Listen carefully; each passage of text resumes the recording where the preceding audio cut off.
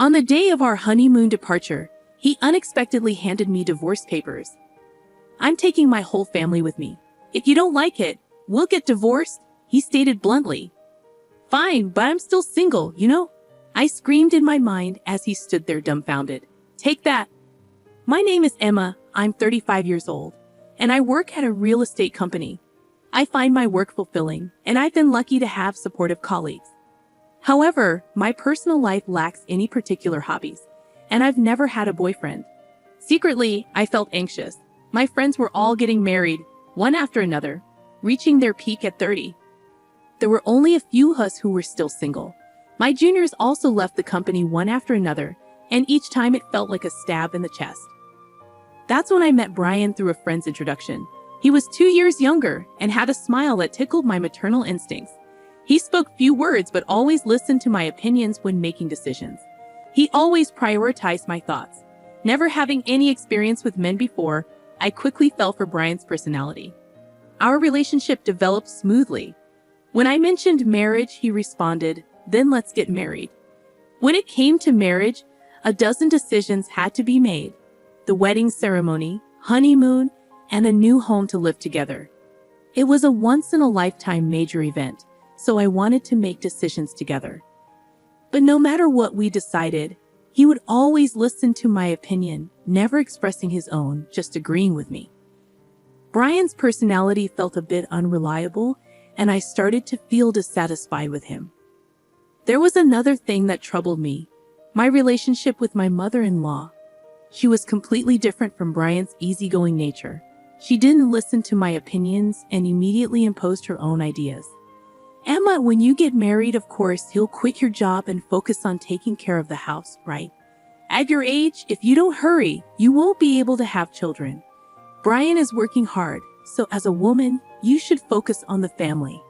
It's the wife's duty to support her husband," she insisted when I went to greet her. She still held on to such old-fashioned ideas. The truth is, I earned more money than Brian. He didn't seem to think much about it and even told his parents. But his mother didn't seem to like it. A woman who earns more than a man doesn't have any charm. Maybe you can't do any household chores, can you? A wife should be able to cook, do laundry, clean, and take care of her husband's health. Can you do that? My mother-in-law said, looking down on me. If it were Brian saying that, it would be one thing, but coming from my mother-in-law, it felt different. It's not something to brag about, but I can manage all household chores since. I've been living alone for quite some time, and I have no intention of giving up my job after marriage. I want to prioritize myself as much as Brian. That's what I thought. But when my mother-in-law criticized me, instead of standing up for me, Brian nodded along with her statements. Because of that, I began to feel uneasy about him. Can I really rely on someone like this for the rest of my life? Well, Brian is younger than me after all. Maybe he'll become more reliable in the future. If this marriage falls through, I might never get married in my life. Anxiety and desires clash in my mind, swirling around in an endless conflict.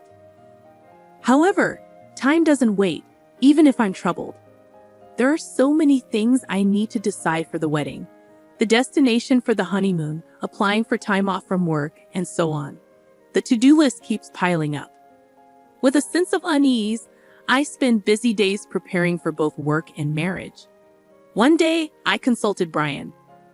"I think, considering our work, we can only take a long vacation at this time. So is it okay to have the honeymoon during this period?" "Yeah, I think it's fine," Brian replied. Both Brian and I have similar quiet periods at work. If we want to take a long vacation, this is the only timing we have. The problem is the wedding venue. The place I've always dreamed of is so popular that it's booked for over a year in advance. In that case, what about going on the honeymoon before the wedding? I suggested. I looked it up, and it seems some people do that. If we have the wedding first, it will be another 2 years before we can go on the trip. "If you're okay with that, Emma, then I'm fine with it too," Brian said. I thought Brian wouldn't object, but his easy agreement surprised me. At this rate, it seems like all my opinions will be accepted. For the honeymoon destination, the menu for the wedding, and the decoration of the venue. I do have a desire for Brian to express his own opinions a little, but it's better than being opposed. So whenever I found a moment, I continued to make progress with the preparations for both the honeymoon and the wedding. In the end, we settled on Europe as our honeymoon destination. I debated until the last minute between Hawaii and Europe. Hawaii is nearby, and I figured there would be another opportunity to go there, so I opted for a tour around Italy and France, relishing the picturesque streets and delectable cuisine. I also looked forward to exploring stylish accessories and perhaps purchasing some commemorative tableware, marking the start of our new life together. After considering various schedules and destinations, I completed the application about a month before the tour. By then, I was completely excited. After all, it was my first overseas trip. It was impossible not to feel thrilled. My mind brimmed with everything related to Europe, from buying the necessary items for the trip to planning our activities at the destination. Because of that, any dissatisfaction I had with Brian had completely disappeared. As the honeymoon approached, with just 1 week remaining, Brian suddenly initiated a conversation. "Emma, I have a favor to ask," he said. It was unusual for Brian to ask for something, so I wondered what it could be. Could it be about the trip? Did he find a place you wanted to visit? Filled with anticipation, I asked, "What is it? What's wrong?" He innocently made the request, "I want to go to see Taylor when we're in Paris. Mom really wants to go there." My mother-in-law? Wait a minute. What did he mean? I couldn't keep up with this sudden situation, but Brian replied as if it were obvious. Since everyone is going, we'll all be together even during the trip, right?" "What do you mean by everyone?" "It's a honeymoon, so it's obvious that it's just you and me going," I countered. "But my mom thinks it's normal for the whole family to go," Brian explained. First of all, I began, my mind racing with conflicting thoughts. I realized the gravity of the situation. "I only made reservations for 2 people, you and me, Brian," I clarified. "The tour deadline was 7 days ago, so today is the last day to register. Regardless of whether we go together or not, I only booked for 2 people, so there's no way we can go." "If you ask the travel agency, they can figure something out," Brian suggested. As I stood dumbfounded by his statement, the intercom in the house rang. On the screen, I saw the figure of my in-laws. Without caring about my surprise, they entered the house, carrying a large number of bags. Ignoring my objections, my mother-in-law's eyes sparkled as she announced, "I thought I'd leave the luggage here since we are leaving soon. I'm so excited." Then Brian said, "Just leave the luggage here," and started leading my in-laws into the room without my consent. "Wait a minute," I tried to stop him in a hurry, but my mother-in-law stared at me sharply. "Oh, what is it, Emma? I hope you're not suddenly saying I don't want to go together now." I didn't agree to go together in the first place, I immediately retorted. But my mother-in-law paid no attention, saying, "You heard it? Just no, didn't you? But Brian always thought we would go together with you, right?" In response to my mother-in-law's flattering question, Brian replied with a simple, "Yeah." Taking advantage of his affirmation, my mother-in-law began to deny me.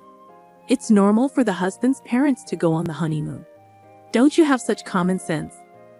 I hope you won't have any unpleasant experiences during the trip being with you since it's a special honeymoon. We want to make good memories, right? I'll make sure to drill some common sense into you during this week before we go on the trip," she continued. It's supposed to be a special honeymoon, drilling common sense into me, I thought.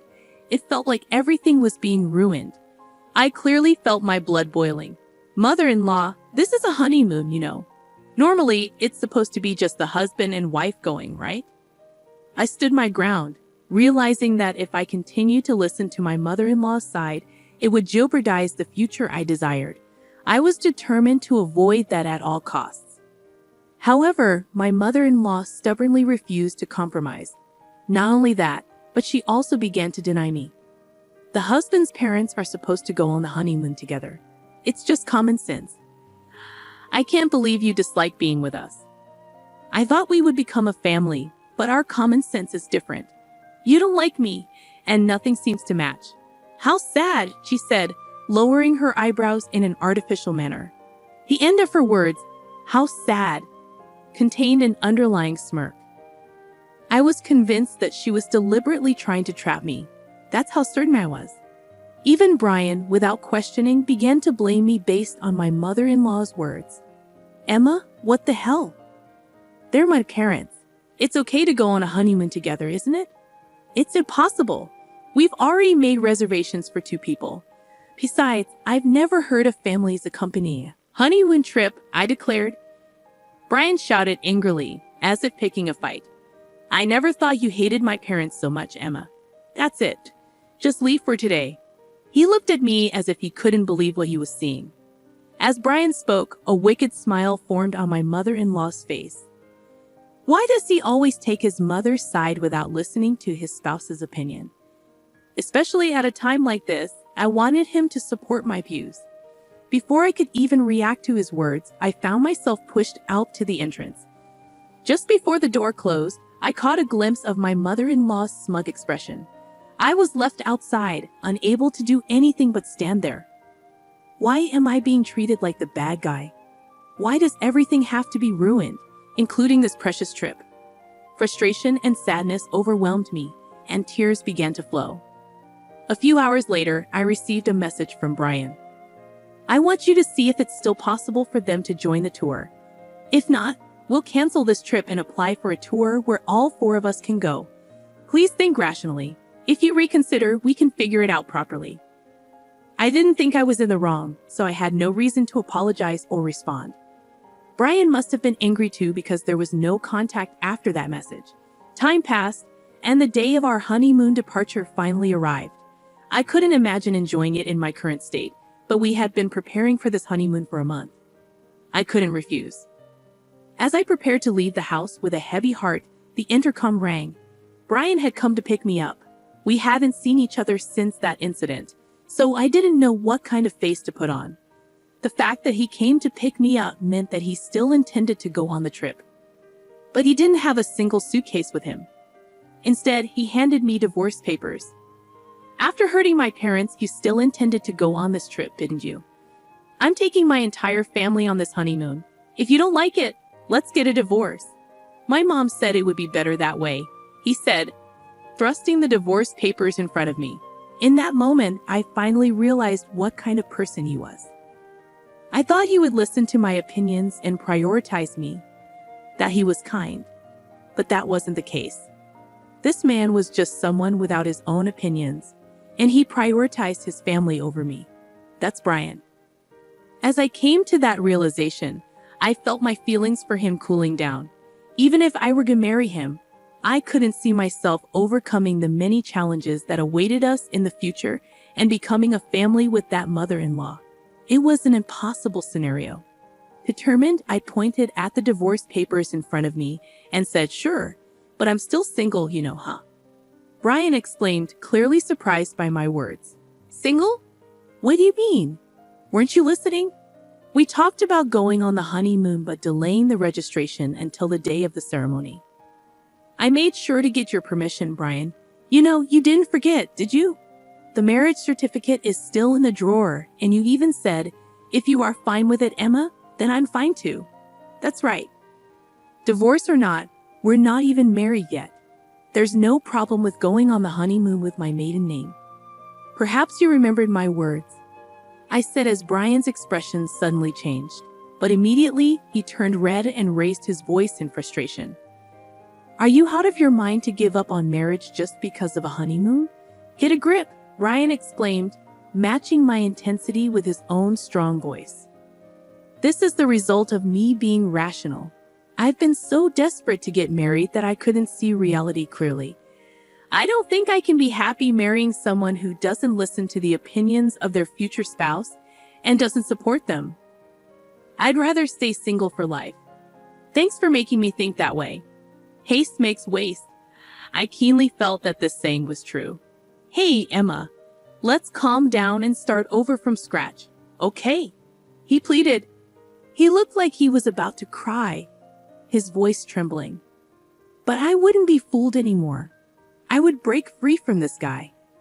Without realizing it, I found myself shouting loudly at Brian.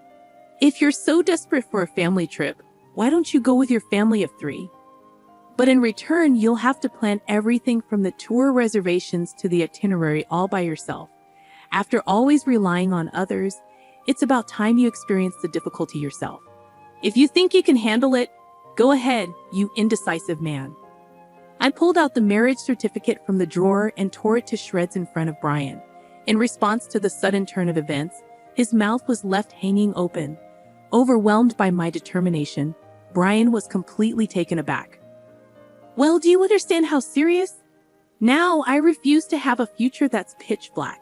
It's over between you and me. Why don't you hurry back to your beloved mommy and cry to her, you mama's boy? Leaving a dumbfounded Brian behind, I slammed the front door shut. Given his demeanor, he might actually go cry to his mother. I could easily imagine him doing that. Afterward, I contacted the tour company to cancel our reservations. Since it was a same-day cancellation, we were charged 100% of the cancellation fee. I billed Brian for the entire fee since he was the one who ruined our honeymoon. It was the natural outcome. Later, Brian blamed me for the failed marriage and spread rumors about it to those around us. However, it seemed that no one sympathized with him among our relatives and coworkers. Instead, he started to be seen as an unconventional mama's boy due to his past actions and was disliked by many. When I told my parents about the divorce, they were initially surprised, but quickly accepted it. Marriage isn't the only source of happiness. As long as you're happy, Emma, that's what matters, my mother said, and I couldn't be more grateful for her words. As a side note, since then my hobby has become traveling. I felt it would be a waste to let long vacations go to waste, so I embarked on my first solo trip. Going overseas was a bit difficult, but I enjoyed a relaxing time in historic cities I had always wanted to visit. Wow, being alone is actually quite enjoyable, I thought. Thanks to the historical adventure trip, I've started to fully enjoy solo traveling. Whenever I have time off on my next break, I'm planning to embark on my next overseas trip. I've begun a life where I won't let myself be controlled by marriage alone.